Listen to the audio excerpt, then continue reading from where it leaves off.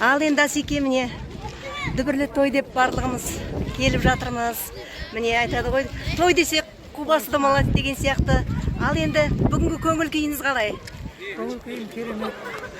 Кереметті жасап отырған Баянауыл ауданы Жұматшайым атындағы ауылдың үйімші халқы мен ырза болып бірлігіне, бірлікпен жасап бірлігіне 2001-нің қолынан керемет дүниені жасап жатыр.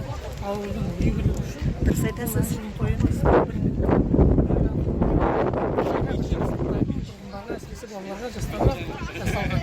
Сондықтан осы үлгі, осы өнеге деп танымын.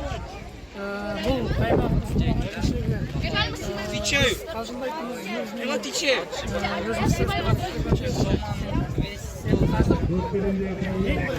не ценишь моих сигарет?